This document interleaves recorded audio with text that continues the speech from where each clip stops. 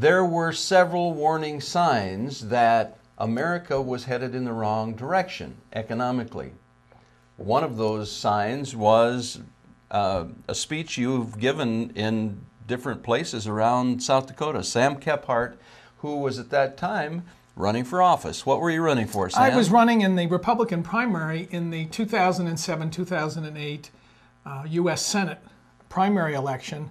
That was an election that was being held on the Republican side for the seat that was coming up with Tim Johnson. And of course, he subsequently won Yes, we would live in a different world if Sam Kephart were South Dakota Senator instead of Tim Johnson. But that's a given. Well, here's the deal. I have the utmost respect for Senator Johnson. As a matter of fact, in my campaign, I never once badmouthed Senator Johnson. That's probably why you lost. No. It had nothing to do with that. Okay, but well, yes, life would be guess. different. We'll just let that go at that. Life would be different. It's interesting, Gordon, because I probably spend 15 hours a week studying geopolitical stuff, both domestically and overseas. And the data is all there. Now, our politicians, our representatives in Washington, don't really adequately tell the U.S. people the truth. I guess they don't feel that we're able to handle the truth. And that would be accurate. Most people can't handle the truth. Do you remember the movie with Jack Nicholson where he said, the truth, you can't handle the truth? Yeah, he said a lot more forcefully than that. But here's the proof of that, and then we can continue. People are disturbed about their damn Twinkies, an empty calorie thing that they sell billions of dollars with. And literally, they're taking up major news on the Twinkie crisis. And I'm thinking, folks, we're going off a cliff and you're worried about your damn Twinkies. And you're not concerned about Twinkies? No, sir. Oh, shut the cameras off. This interview's over. Yeah, I'm not concerned about the Twinkies. I remember the speech, and some, including our Senator John Thune, thought you were overstating the issue. I was running for a much lesser office at the same time, and so Sam and I shared the stage at times. I remember you talking about the United States of America and Thelma and Louise. Yes.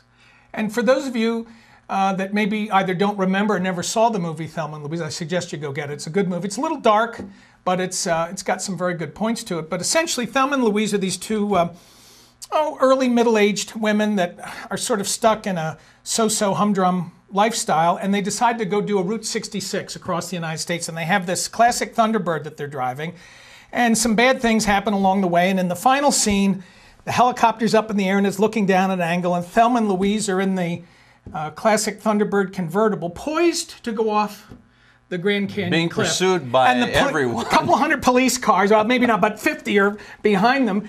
They hug and kiss each other, laugh, punch the accelerator, and Thelma and Louise, the last frame of the movie, the car with the folks in it is over the cliff and headed for oblivion. Now, that's Hollywood.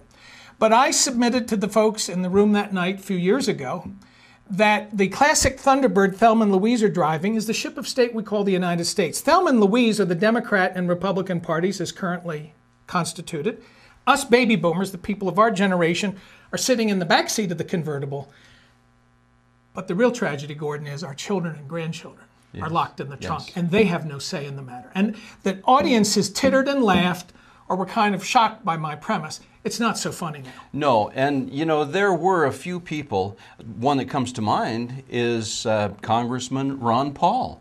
Agree with him or disagree with him on lots of things like foreign policy or whatever, but he's a man who's been telling America, we're in trouble.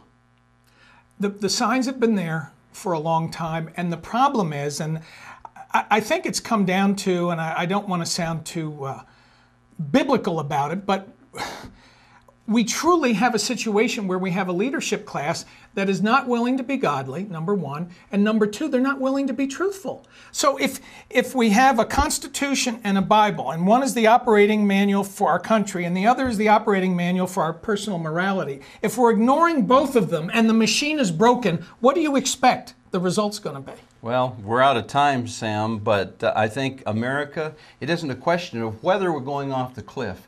It's a question of how we land. And in this case, I think Sam and I would have to tell you, the bad news is we'll be landing with no Twinkies.